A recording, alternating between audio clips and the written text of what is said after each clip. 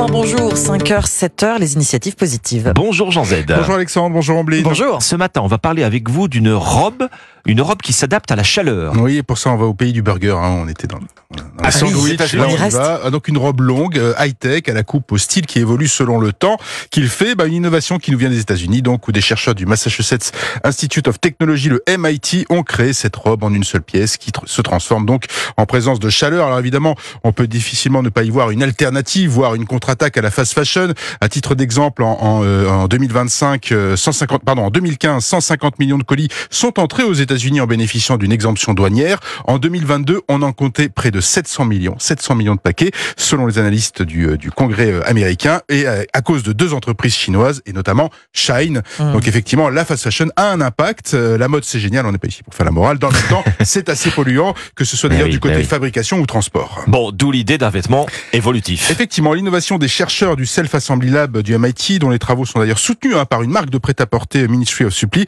eh bien, ces chercheurs tentent de proposer un autre modèle de fabrication. La robe a un petit nom, la 4D Knit Dress. Je ne suis comme pas c'est sûr. mignon. Je suis pas sûr que ce soit très Qu'est-ce que tu vendeur en portes aujourd'hui, l'état. chérie Ouais, c'est ça, ouais. Alors, il y a le temps quand même de changer d'ici à la commercialisation, Oui. mais quand même, la 4D Knit Dress, qui est donc une robe de maille dont la forme s'adapte à toutes les morphologies. C'est une robe assez longue et dont le style évolue au contact de la chaleur. Pour arriver à cette prouesse, les chercheurs ont utilisé en fait des fils actifs en polyester, actifs parce qu'ils rétrécissent lorsqu'ils sont exposés à des degrés élevés de chaleur, créant ainsi un aspect plus resserré, on va dire plus cintré, plus collant. Le système peut d'ailleurs être utilisé pour s'adapter à des tailles différentes ou aux préférences stylistiques de la consommatrice ou du consommateur. Lors d'un essai public mené il y a une semaine, il a fallu 35 minutes environ, un bras robotique, pour chauffer, on va dire, la robe et la faire rétrécir, la rendre moulante sur un mannequin.